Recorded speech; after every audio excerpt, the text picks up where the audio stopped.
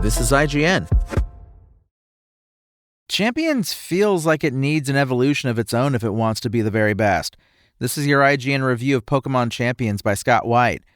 The idea of a battle-centric Pokémon game that lets trainers duke it out without all the breeding and badge collecting has been around since the early days with Pokémon Stadium, so it's exciting that Pokémon Champions looks to continue that legacy 26 years later.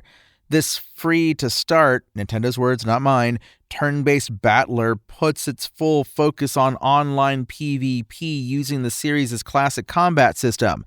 That being said, while it may look and play like Pokémon, Champions' lack of substance keeps it from being the very best way to battle with your Pokémon. If you've played any of the mainline Pokémon games, Champions will feel like slipping back into a slimmer pair of your favorite running shoes. You and a single opponent build teams of 6 Pokémon to pick from for either 3v3 single battles or 4v4 double battles. Sorry to anyone hoping for 4-player team matches.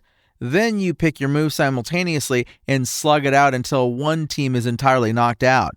It's turn-based nostalgia fuel, and Pokemon's mix of reading your opponent, clever strategy, and a bit of luck are a big part of why I've kept coming back with each new entry for nearly 30 years.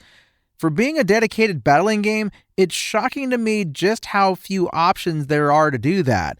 The option to fight with one Pokemon at a time or 2 is pretty much the only choice you're given. Champions doesn't even provide an option to bring your full roster of 6 into the fray. And why no single-player challenges or any single-player offerings? Bring back the Gym Leader Castle Gauntlet, or let trainers face off against superpowered legendaries. Anything that could be played offline, or ways to test your ideas. As is, it's online PvP or nothing at all. This disappointing lack of content, unfortunately, also extends to the Pocket Monsters themselves. The Pokemon series isn't exactly known for its looks, so as much as I would love it if Champions looked like last year's Digimon Storytime Stranger, I didn't expect it to. But for a game all about the fighting, I hoped a bit more effort would have been spent on making it all look cool at least. I tried to compare the models to games as far back as 2018's Let's Go Pikachu /Eevee to see what, if any, changes or updates have been made, and I'd be hard-pressed to point out any major tweaks. Simply seeing your Pokemon in 3D no longer holds the same majesty or gravitas that it did when the mainline games were all 2D sprites, and Champions fails to push the bar any higher to bring back some of that excitement. While there are many aspects of Champions that doused my excitement a bit, I have found the training room and what it offers to be quite successful.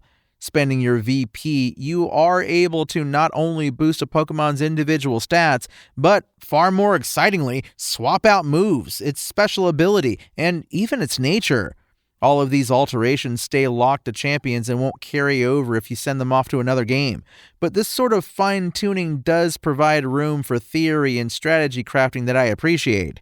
That said, requiring you to pay VP to make those changes does blemish it somewhat.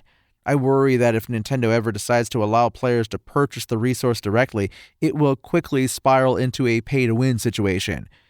Pokémon Champions could have and should have been an easy knockout, but instead, fans got a stripped-down, underwhelming, and content-barren package with an unfortunate monetization model. Battling Pokemon and testing your team against folks around the world is as fun as it has ever been, and thankfully, Champions manages to deliver on the core of what it's trying to do there. I've enjoyed the matches I've played, but all the time I've spent has mostly just made me want to hop back into my saves from the main series.